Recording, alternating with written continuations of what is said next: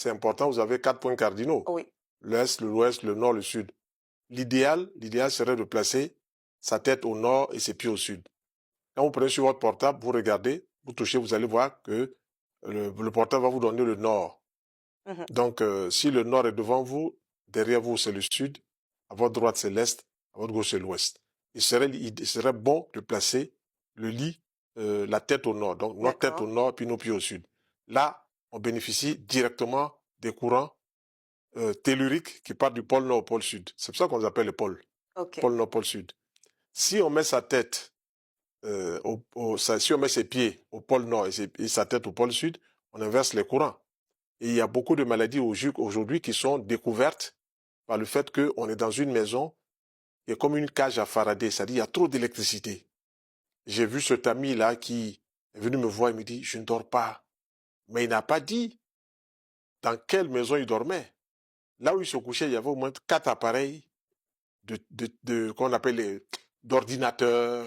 Il travaillait, voilà, qui étaient branchés. Mhm. Et tous ces ordinateurs dégageaient des ondes électromagnétiques qui n'étaient pas bonnes pour lui. D'accord. Donc, quand il a fini d'utiliser ces appareils, l'idéal serait qu'il débranche les appareils.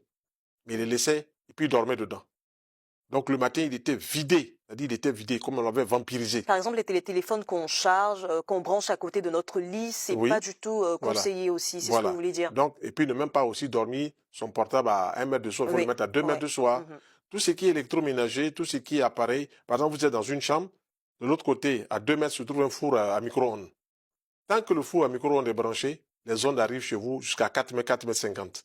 Donc, vous voyez, on bénéficie négativement des ondes électromagnétiques qui vont nous épuiser sur le plan énergétique. Ouais. Donc ça, il faut tenir compte d'abord pour bien dormir. Dans le fait de se réveiller fatigué, très souvent, on n'en sait pas vraiment les causes, mais ce sont ces petites choses-là qui nous ont pompé toute notre énergie. Effectivement. D'accord. Docteur, ma question, c'est est-ce que vous avez déjà demandé ce que vous feriez si vous n'aviez pas emprunté la voie de la santé naturelle? Qu'est-ce que vous feriez? J'ai été formé à l'école dentaire française. D'accord. La prothèse, les bridges, tout ça, j'ai été formé. Et puis je voyais que c'était trop limité. Jamais je voulais travailler sur les dents. J'ai passé 3 ans à étudier la prothèse dentaire, à pratiquer, fabriquer des modèles et tout ça. Puis je me suis dit non, Félix, c'est pas ta voie. Alors, il faut faire quelque chose. Comme la nature ne fait pas rencontrer les gens par hasard, on se rencontre parce qu'à un moment, on a besoin d'eux, puis ces personnes ont besoin de nous. Je suis tombé sur une dame très sympathique qui m'a dit, écoute Félix, fais la naturothérapie. Je dis, ah, naturothérapie, c'est quoi? Il dit, c'est la médecine naturelle qui a fait ses preuves scientifiquement. Il y a des écoles, étudie dedans et tu vas rendre service. Et aujourd'hui, je me rends compte qu'elle avait raison. Il y a 43 ans en arrière, de m'avoir mis sur la voie vraiment de la santé naturelle. Donc, cette voie me permet moi-même d'entretenir ma santé. C'est vrai, on déborde quelquefois, on a des erreurs qu'on fait, mais aujourd'hui, j'ai 67 ans, je gère tout ça, je suis pas fatigué. Je travaille de 8 heures du matin jusqu'à 20 heures, et quelquefois de 20 heures jusqu'à 22 heures, je donne cours. Vous êtes très endurant. Hein? Vous êtes très endurant. Voilà. Donc, il y a beaucoup d'énergie. Et je me rends compte même que fois mes collaborateurs me disent, mais le patron, il est là depuis le matin jusqu'à le soir, il n'est pas fatigué. Pendant que je travaille comme ça, assis, écrit, parler, j'ai plein de fruits dans mon bureau. Je mange 2 bananes, je mange une pomme, je mange une orange, je bois un pamplemousse, je mange une grappe de raisin. Quand j'ai besoin de plus d'énergie, j'achète des dattes de figues, je les mange avec la banane. Il y a plein d'énergie. Et là, le cerveau se réjouit parce que le cerveau trouve le carburant dont il a besoin, le bon glucose. Voilà. Si vous mangez que de la viande, c'est pas la viande qui nourrit le cerveau. Si vous mangez que du poisson, c'est pas le poisson qui nourrit le cerveau. Si vous mangez que du riz, de l'igname, c'est la charpente. Les protéines, c'est la charpente. Maintenant, il faut encore diversifier protéines animales puis protéines végétales. Alors c'est vraiment très très intéressant. Oui. Mais est-ce que vous vous êtes demandé ce que vous auriez fait si vous n'aviez pas choisi la voie de la naturothérapie? Qu'est-ce que vous auriez fait? Il y avait l'allemand qui m'intéressait, puisque j'ai fait l'allemand de la 4e à la terminale. L'anglais m'intéressait. J'ai voyagé en Allemagne, j'ai voyagé en Angleterre, donc j'ai étudié l'allemand et je me débrouillais bien. Je me suis dit, je vais faire interprétariat. Je voulais faire les 2 langues. Et puis, chemin faisant, je me suis dit non, c'est bon, mais on va faire autre chose. Donc, pendant 3 ans, j'étais sur des voies, mais c'était pas celle que je voulais. Et puis, la nature a voulu que je me retrouve devant cette dame On se retrouve dans un club de recherche, d'échange, de spiritualité, tout ça. Puis elle me dit, fais la naturothérapie. Je dis, ah bon? Est-ce qu'elle le ressentait, elle le voyait en vous? Oui, parce qu'on parlait, elle voyait toute ma vivacité, tout ça. Puis elle me dit, fais la naturothérapie. Tu vas te rendre service, et tu vas rendre service à ton peuple. Il dit, bon, elle m'a donné toute une documentation. J'ai passé une semaine à lire. Je suis venu la voir, j'ai dit, mais dis donc, c'est extraordinaire, c'est nouveau, c'est vraiment alléchant. Et puis voilà les écoles. Ces écoles sont dirigées par des biologistes, sont dirigées par des médecins qui, eux, à un moment de leur vie, ont rencontré des difficultés sur le plan santé. Et puis, ils n'ont pas trouvé des solutions en médecine des hôpitaux.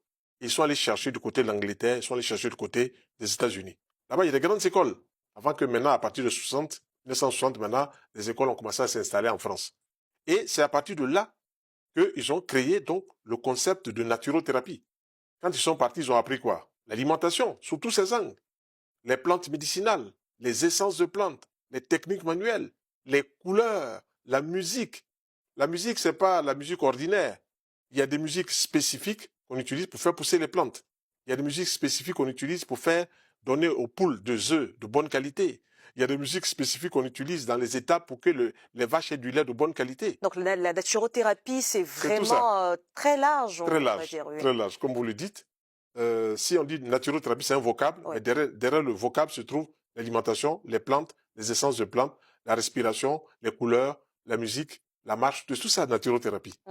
Et donc, vraiment, je me suis retrouvé, il n'a pas été dit que parce que je suis naturothérapeute formé, je dois donner des conférences. C'est vraiment venu comme ça. Chaque fois, sur 4 années où j'ai étudié cette naturothérapie, j'étais dans tous les séminaires, tous les stages. Voilà, c'est-à-dire le petit argent que m'emmenait mon père passait dans toutes ces formations. Et je peux lui dire, je peux lui tirer mon chapeau parce que il m'a vraiment soutenu. Et quand j'ai fini, que je commençais à pratiquer, il dit, ah, voilà, je vais rendre service à beaucoup de personnes. D'accord. Et voilà 43 années que vous aidez les patients, les hommes, les femmes à retrouver leur pleine forme, santé par la nature. Alors, quel bilan vous faites de ces 43 années? Bilan très positif. D'accord. Je vais vous donner par exemple l'exemple d'une dame qui était venue me voir, elle me voyait dans une des télévisions de la place. Et puis je parlais d'une plante qu'on appelle le clou de girofle.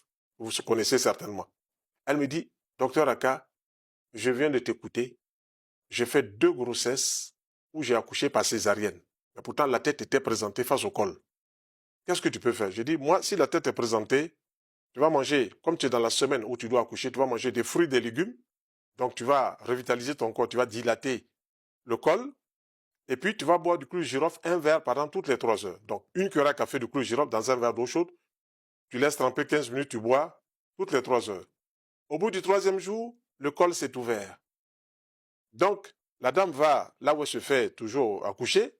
Là, ce n'est plus par césarienne, mais c'est pas directement par le col. Le col s'ouvre, elle accouche. Donc, le praticien qui la suit arrive, demande à la sage-femme, mais et la dame dit, mais viens d'accoucher. Il était tout étonné parce que lui, dans la démarche, il suit est bonne, c'est un gynéco. Mais il n'avait pas cette petite note-là que moi j'ai pour faire accoucher une dame naturellement. On voulait dire que là où la médecine moderne est limitée, vous arrivez à trouver des solutions. Oui, c'est-à-dire que limitée, elle, dans son approche. Dans son cas. Dans son approche, peut-être qu'elle n'a pas cette couverture-là, n'a pas cette approche,